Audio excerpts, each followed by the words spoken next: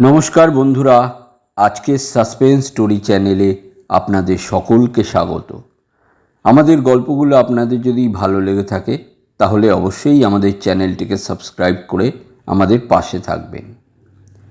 আজকের গল্প ভীমে ডাকাতের বট, লেখক হেমেন্দ্র কুমার রায়। বড়দিনের ছুটিতে আমাদের বন্ধু অসিতের দেশে বেড়াতে গিয়েছিল। বিকেলে শশা, নারকেল, মুড়ি ও ফুলুরির থালা ও চায়ের পেয়ালা টেবিলে সাজিয়ে নিয়ে বসে আমরা সবাই মিলে গল্প করছিলাম। পাড়া গিয়ে লাইট রিফ্রেশমেন্ট, হয়তো পেট ভরলেও তোমাদের মন ভরবে না। কিন্তু কি করব ভাই, এখানে পেলিটি কি ভীমনাগের কোনো আত্মীয়ই বাস করে না। পরিতোষ টপ করে একখানা মস্ত বড় কপির ফুলুরি মুখের গর্তে ফেলে দিয়ে বললে, বহুত আচ্ছা, কলকাতায় যা পাওয়া যায় পাড়াগে এসে আমরা তা চাই না। কিন্তু অসিত ভায়া, তুমি বোধহয় ভুলে গিয়েছ যে আমি দুনিয়ার আলো দেখেছি সেই পূর্ব বাংলায়, যেখানে কাঁচা লঙ্কাকে মনে করা হয় মুড়ি ফুলুরির অলঙ্কারের মতন। তুমি কাঁচা লঙ্কাকে বয়কট করেছো কেন? প্রিয়নাথ বললে, যেহেতু আমরা বাঙাল নই। এবারে একখানা পেঁয়াজের বড়াকে চোখের নিমেষে উড়িয়ে দিয়ে পরিতোষ বললে, তোমরা বাঙাল নও, কিন্তু তোমরা হচ্ছ বিখ্যাত ঘটি চোর। তাই লাল কাঁচা লঙ্কা দেখলে লাল পাগড়ির কথা মনে করে ভয়ে তোমাদের বুক কাঁপে। শ্রীপতি দুই হাত আন্দোলন করে বলল, বাঙাল আর ঘটি চোর তোমরা দুজনেই ক্ষান্ত হও তো দেখি। অকারণে গৃহবিবাদের দরকার নেই। তার চেয়ে অসিতের মুখ থেকে শোনা যাক তার দেশে দ্রষ্টব্য আছে কি কি। অসিত বললে, এখানকার ধোয়াধুলোহীন আকাশ, মোটরের উৎপাতহীন মেঠো পথ আর জনতার চিৎকারহীন প্রান্তরের মধ্যে তোমরা হয়তো দ্রষ্টব্য কিছুই খুঁজে পাবে না। তবে আমাদের খঞ্জনা নদীর ধারে গেলে তোমরা অনেক হাঁস শিকার করতে পারবে। ঘুঘু, স্নাইপ আর চকাও পাওয়া যায়। প্রিয়নাথ বললে, আমি হচ্ছি বৈষ্ণব কুলতিলক, জীব হিংসা আমার পক্ষে মহাপাপ। পরিতোষ বললে, তুমি হচ্ছ ভণ্ড দি গ্রেট। আমাদের দলে তোমার চেয়ে মুরগিখোর আর কেউ নেই। প্রিয়নাথ বললে, হতে পারে। মুরগি ভক্ষণ করা আর নিধন করা এক কথা নয়। শ্রীপতি বললে, আহা, আবার বাক্যযুদ্ধ কেন? প্রিয়নাথ কেন শিকারে যেতে চায় না আমি তা জানি। বন্দুকের শব্দ শুনলে তার পেটের অসুখ হয়। কিন্তু সে কথা যাক। কি বলছিলে অসিত, এখানে দেখবার জায়গা কিছুই নেই? অসিত একটু ভেবে বলল, দেখো, এখানে একটি দেখবার বিষয় আছে বটে, কিন্তু তোমরা সেটাকে হেসেই উড়িয়ে দেবে। আমি বললুম, কেন? তোমরা হয়তো বলবে সেটা মোটেই দ্রষ্টব্য নয়। তবু সেটা কি শুনতে ইচ্ছা করি। ভীমে ডাকাতের বট গাছ। বট গাছ তো পথে ঘাটে ছড়াছড়ি যায়, কিন্তু এ বট গাছের নামটা ইন্টারেস্টিং বটে। এর কাহিনীও কেবল ইন্টারেস্টিং নয়, থ্রিলিং। পরিতোষ বললে, আরও 2 ডজন ফুলুরির অর্ডার দিয়ে কাহিনীটা তুমি আমাদের কাছে বলতে পারো, তথাস্তু। অসিত বলতে লাগলো, নবাবী আমলের পর বাংলাদেশে তখন ইংরেজ রাজত্ব শুরু হয়েছে। খালি ইংরেজ নয়, দেশ জুড়ে তখন ঠগি, ডাকাত আর বোম্বেটরাও রাজত্ব আরম্ভ করেছে। দূর দেশে যেতে হলে লোকে তখন প্রাণ হাতে করে পথে বেরোয়। সেই সময়েই এই অঞ্চলে ভীম ডাকাতের নামে সবাই হতো থরহরি কম্পমান। তোমরা সবাই নিশ্চয়ই বিষে ডাকাতের নাম শুনেছ। বিষে ছিল অত্যাচারী ধনীর জম। কিন্তু গরিবের মা বাপ। তাকে অনায়াসেই বিলিতি ডাকাত রবিন হুডের সঙ্গে তুলনা করা যায়। ডাকাত হলেও বিষের মধ্যে উদার মনুষ্যত্বের অভাব ছিল না। কিন্তু ভীমে ডাকাত ছিল সম্পূর্ণ উল্টো ধরনের মানুষ। গরিব বা ধনী কারোকেই সে ছেড়ে দিত না। কেবল ডাকাতি নয়, নরহত্যাতেও ছিল তার উৎকট আনন্দ। শোনা যায়, 2-1 আনা পয়সার জন্যও সে অগুন্তি মানুষ খুন করেছে। সাধারণ ডাকাতরা টাকা পেলে মিছিমিছি খুন খারাপি করে না। ভীমে কিন্তু আগে করত খুন, তারপর নিত টাকা করি। যে কালীকে পুজো করে ভীম ডাকাতি করতে বেরোতো, সেই কালী মূর্তির গলায় আর কোমরে সে পরিয়ে দিয়েছিল আসল নরমুণ্ড ও কঙ্কালের মালা। কালী ঠাকুরের হাতে সে নাকি প্রতি রাত্রেই নিত্য নতুন মানুষের রক্তমাখা কাঁচা মাথা ঝুলিয়ে দিত। বনের মধ্যে এক ভাঙা মন্দিরে সেই ডাকাতে কালী আজও বিরাজ করছেন। কিন্তু তার ভীষণ অলঙ্কারগুলো অনেক দিন আগেই খুলে নেওয়া হয়েছে।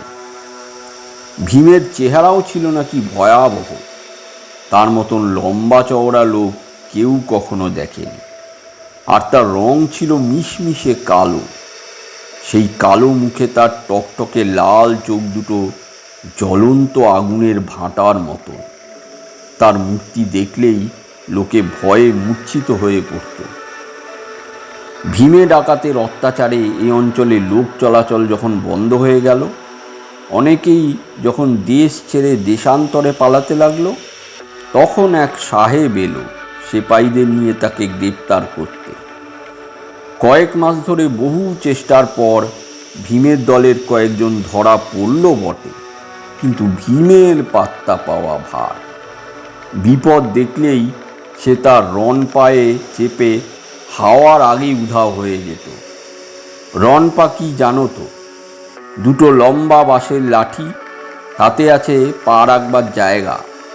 এই রণ পা ছিল বাংলার সেকেলে ডাকাতদের ভারী আদরের বস্তু, কারণ তার উপরে চড়ে তারা এক রাত্রেই 50-60 মাইল পথ অনায়াসে পার হয়ে যেতে পারত। রণ পায়ে উঠে ভীমে যে কোথায় সরে পড়ত, তার খোঁজ আর কেউ পেত না। কিন্তু সাহেব ছিল মহাবুদ্ধিমান। একদিন ভীমে সদল বলে এক গ্রামে ডাকাতি করতে গিয়েছে। এমন সময় সাহেবও সেখানে এসে পড়লেন সদল বলে। সিপাহীরা বন্দুক ছুড়ল। জন কয়েক ডাকাত মরল বা জখম হলো। বেগতিক দেখে ভীমে রণ পায়ে চড়ে লম্বা দিল। সাহেবও এবারে ঘোড়ায় চেপে তার পিছু নিলেন। কিন্তু কিছু দূর যেতে না যেতেই সাহেবের ঘোড়া গেল ভীমের রণ পায়ের কাছে হেরে। খানিক পরেই ভীমে ডাকাতের টিকিটি পর্যন্ত আর দেখা গেল না। কিন্তু সাহেবের চোখ বড় সাফ। তিনি দেখলেন ধূলি ধূসরিত পথের ওপর দিয়ে চলে গিয়েছে ভীমের রণ পার দীর্ঘ রেখা। সেই চিহ্ন ধরে তিনি এগোতে লাগলেন। মাইল 4 পরে রণ পায়ের চিহ্ন যেখানে শেষ হলো, সেখানে দেখা গেল যুগ যুগান্তরের পুরনো বিপুল এক বুড়ো বট গাছ। তত বড় বট গাছ দেখা যায় না। তার গুড়ির বের প্রায় 24-25 হাত।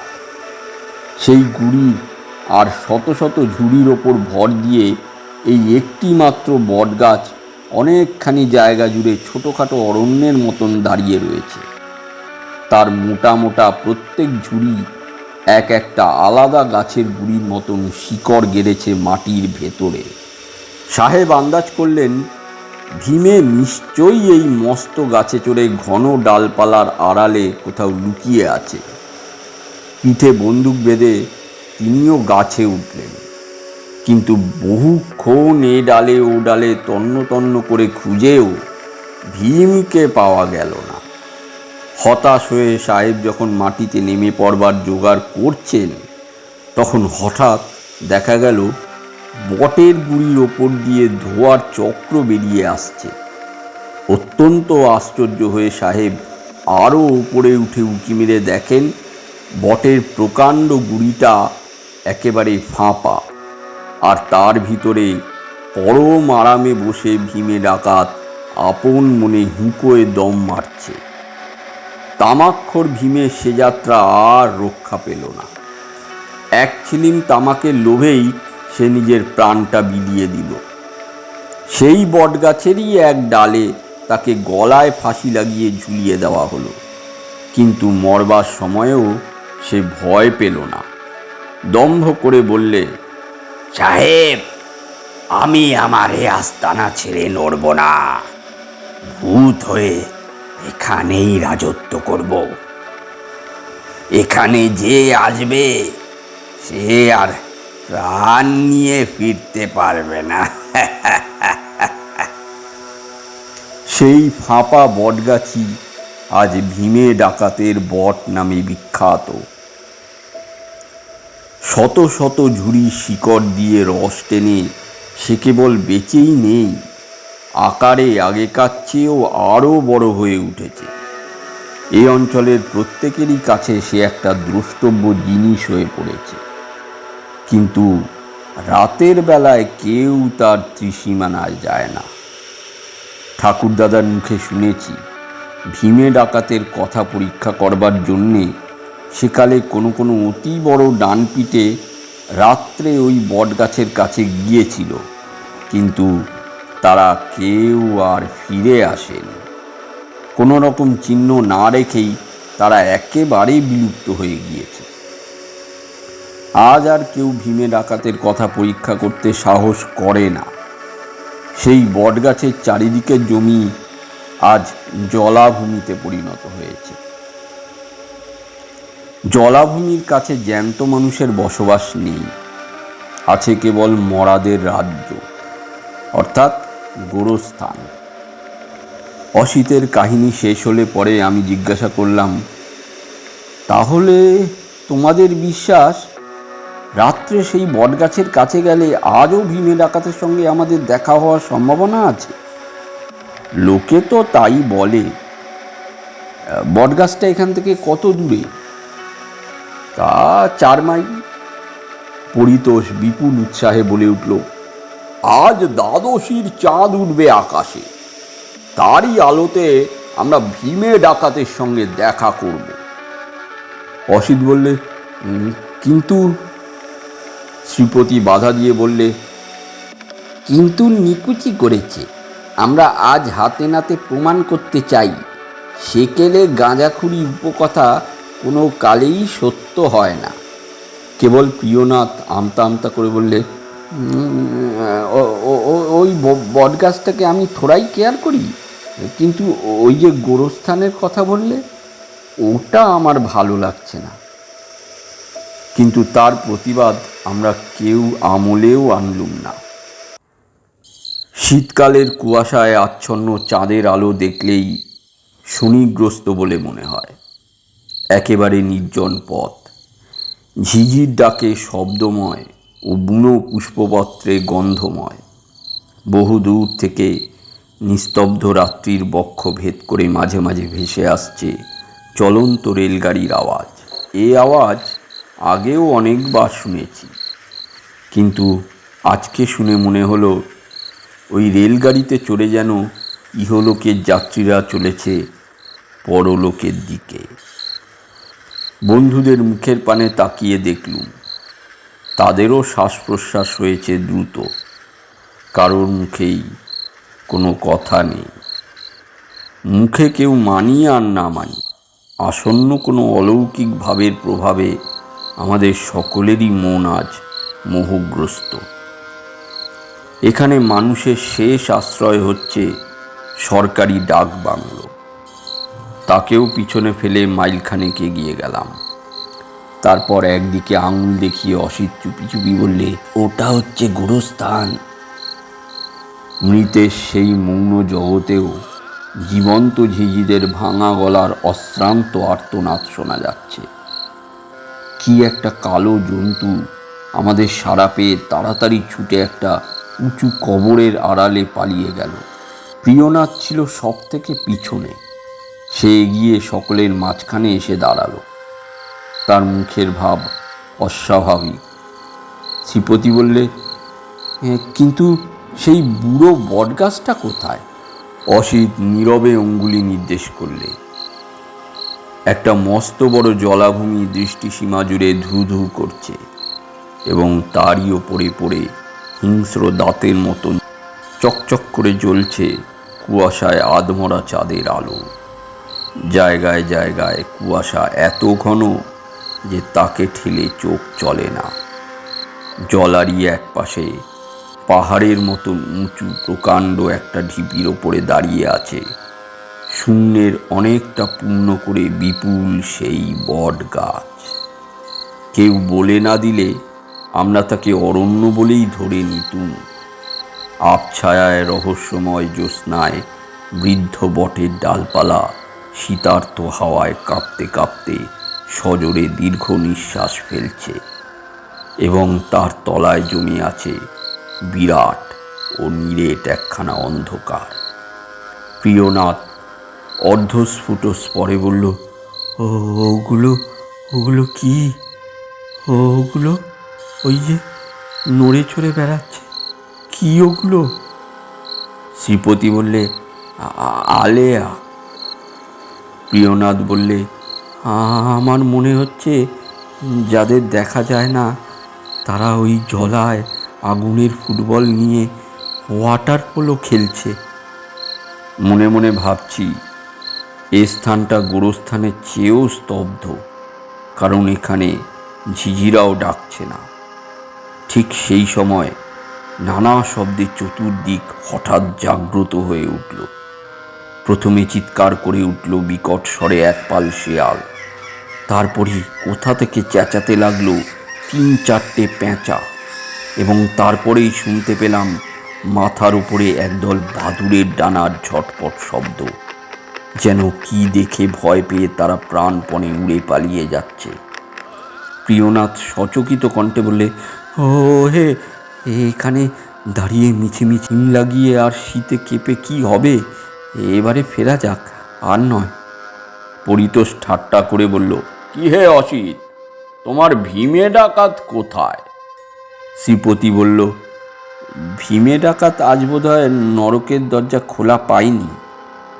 আচম্বিতে একটা বরফের মতন ঠান্ডা কনকনে হাওয়ার ঝটকা উঠল এবং সঙ্গে সঙ্গে আলেয়াদের দলে যেন একটা হুড়োহুড়ি পড়ে গেল। কাকে দেখে তারা যেন দুভাগে ভাগ হয়ে পথ ছেড়ে দিয়ে সরে চলে যাচ্ছে। প্রিয়নাথ কাঁদো কাঁদো গলায় হাঁপাতে হাঁপাতে বলল, কুয়াশার একটা মেঘ আমাদের দিকে এগিয়ে আসছে, ওর পেছনে কি আছে কে জানে। পরিতোষ চিৎকার করে বললে, কোথায় হে ভীমে ডাকাত, দয়া করে একবার দেখা দাও। সেই মুহূর্তে শুনতে পেলাম জলার জলে ছপ ছপ ছপ ছপ করে কিসের শব্দ উঠল। দুই চোখ পাকিয়ে অসিত ক্ষীণ স্বরে বলল, মনে হচ্ছে কে যেন রণ পায়ে জলা পেরিয়ে আমাদের দিকেই আসছে। আড়ষ্টভাবে অবরুদ্ধ কণ্ঠে শ্রীপতি বলল, কোথায় রণপা, কোথায়, কে? তার স্বরে এখন কিন্তু আর কৌতুকের ভাব ছিল না। আমি দুর্বল স্বরে বললাম, হ্যাঁ, কেবল একটা শব্দ শোনা যাচ্ছে, আরেকখানা ঘন কুয়াশার মেঘ হু হু করে এগিয়ে আসছে। প্রিয়নাথ হঠাৎ বিকট ও বিশ্রী এক চিৎকার করে পাগলের মতন দৌড় মারল। সে অমনভাবে চেঁচিয়ে না পালালে আমরা কি করতুম জানি না, কিন্তু ভয় হচ্ছে এমন সংক্রামক যে দিক বিদিক জ্ঞান হারিয়ে আমরাও ছুটতে লাগলাম প্রিয়নাথের সঙ্গে সঙ্গে। গোরস্থান ছাড়িয়ে মিনিট 5 ছোটবার পর আমরা আবার দাঁড়িয়ে পড়লাম।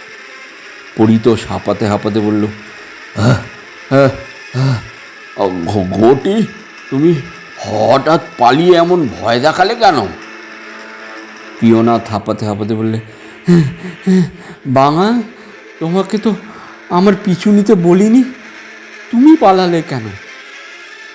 পরিতোষ কি জবাব দিতে যাচ্ছিল, কিন্তু হঠাৎ শিউরে উঠে থেমে গিয়ে আবার দৌড় মারবার উপক্রম করলে। আমরাও আড়ষ্ট হয়ে শুনতে পেলাম আমাদের পিছনে পথের ওপরে জেগে উঠেছে ছুটন্ত ঘোড়ার খুঁড়ে খটমট শব্দ। শ্রীপতি সভয়ে বলল, রণ পাখি ঘোড়ার পায়ের শব্দের মতো। কিন্তু কেউ তার প্রশ্নের উত্তর দিল না, কারণ তখন আমরা সকলেই ঘোর দৌড়ে ঘোড়ার চেয়েও দ্রুত বেগে আবার ছুটতে শুরু করেছি। পিছনের শব্দ যত এগিয়ে আসছে আমরা তত বেশি পা চালাতে থাকি, যেন সাক্ষাৎ মৃত্যুর সঙ্গে জীবনের দৌড়ের পাল্লা। এবারে একেবারে এসে থামলাম ডাকবাংলোর সীমানার মধ্যে। আমাদের দমাদ্দম পদাঘাতে বাংলোর দরজা ভেঙে পড়ে আর কি। রক্ষী দরজা খুলে দিয়ে বিনীত স্বরে বললে, কে হয়েছে বাবু, কি হয়েছে? আমি বললুম, কিছু হয়নি, আজ রাত্রে আমরা এখানে থাকবো। একটা ঘরে ঢুকে যে যেখানে পারলুম হাত পায়ে এলিয়ে বসে পড়লুম। বাইরে স্তব্ধ পথের উপরে আবার সেই ভয়াবহ ঘোড়ার পায়ের শব্দ শোনা গেল। বেশ বুঝলাম, শব্দটা বাংলোর সীমানার মধ্যে এসে থামল। আমার হৃৎপিণ্ড বুকের ভিতরে ছটফট করে লাফাতে লাগলো। রক্ষী আবার দরজার দিকে এগিয়ে যাচ্ছে দেখে পরিতোষ ছুটে গিয়ে তাকে চেপে ধরে উন্মত্তের মতন বলে উঠল, খবরদার, দরজা খুলে দিও না। রক্ষী আশ্চর্য হয়ে বললে, দরজা খুলে দেব না কি বাবু? আজ যে এখানে পুলিশ সাহেবের আসার কথা আছে। ঘোড়া থেকে নেমে পুলিশ সাহেব বাংলোর ভিতরে প্রবেশ করলেন। আমরা বোকা এবং বোবার মতন পরস্পরের মুখ চাওয়াচাবি করতে লাগলাম। খানিক পরে পরিতোষ বললে, ওই কাপুরুষ প্রিয়নাথই যত নষ্টের গোড়া। প্রিয়নাথ বললে, জলায় যাওয়ার রাস্তা খোলাই আছে, তুমি আবার সেখানে গেলে আমি বারণ করব না। অসিত বললে, হতে পারে পথ দিয়ে ঘোড়ায় চড়ে পুলিশ সাহেবই আসছিলেন, কিন্তু জল আর জলে যে ছপ ছপ শব্দ হচ্ছিল, সেটা কিসের শব্দ? শ্রীপতি বললে, হয়তো কোনো জন্তু সাঁতরে জলা পার হচ্ছিল। আমরা রজ্জুতে সর্পভ্রম করেছি। কাল আমরা আবার এই বটগাছ দেখতে আসব। কিন্তু যারা এই কাহিনী শুনেছেন তাদের কানে কানে আমি জানিয়ে রাখছি যে পরদিনের সন্ধ্যায় বটগাছ দেখতে আসবার কথা আমরা সকলেই আশ্চর্যরূপে ভুলে গিয়েছিলাম। আজও ঘুমিয়ে ঘুমিয়ে সেই ছপ ছপ শব্দ শুনি আর গলদঘর্ম হয়ে জেগে উঠি। আজও মনে মনে প্রশ্ন জাগে, সে শব্দটা কিসের? তোমরা কেউ এ প্রশ্নের উত্তর দিতে পারো? এতক্ষণ আপনারা শুনছিলেন হেমেন্দ্র কুমার রায়ের লেখা ভীমে ডাকাতের বট। গল্পটা যদি ভালো লেগে থাকে তাহলে অবশ্যই লাইক, শেয়ার, কমেন্ট করে দেবেন বন্ধুরা। ধন্যবাদ।